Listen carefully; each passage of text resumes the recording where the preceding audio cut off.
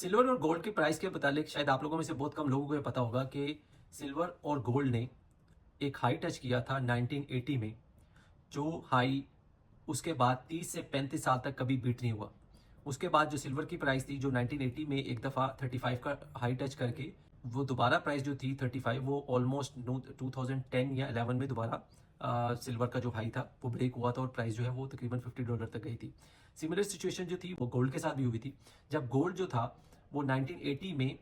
700 to 800 touch किया था पर आउंस, और उसके बाद वो अगले 30-35 साल तक वो नीचे रहा, और उसके बाद 2010-11 में वो दोबारा इस लेवल को बीट करता हुआ और ऊपर जाकर तकरीबन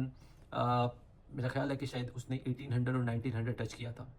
मजे की बात एक और है, इस 2008, 9 और 10 में जो ये हाई लगे थे, इसके बाद अगेन गोल्ड और ये सिल्वर उसके बाद नीचे गए और अगले 10 साल तक अगेन इनमें कभी भी ये वाले जो पुराने हाई थे वो कभी भी बीट नहीं किए।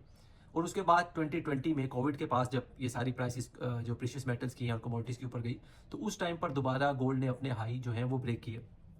बताने का मकसद ये है कि हम लोग सिर्फ ये सोच रहे होते हैं कि शायद गोल्ड और सिल्वर और इनकी प्राइसेस हमेशा ऊपर जाती हैं, जबकि ऐसा नहीं है। हिस्टोरिकली जब जब मार्केट बहुत ज़्यादा ऊपर गई है, उसके बाद वो मार्केट कई कई साल बल्कि कई कई दिहाइयाँ जो है उसकी प्राइस दोबारा उस लेवल पर नहीं टच हुई। मैं आपको ये नहीं बताना चाह रहा कि गोल्ड या सिल्वर जो है वो हाई टच कर गया है, आई डोंट नो, मगर मैं आपको ये बताना चाह रहा हूँ कि अगर इस लेवल पर आप आज गोल्ड या सिल्वर के अंदर अगर आप फंस जाते हैं, परचेजिंग कर लेते हैं, तो शायद आपको अगले 5-10 साल 15 साल भी वेट करना पड़े दोबारा वो प्राइसेस देखने के लिए। आई डोंट नो फ्यूचर क्या होगा, बट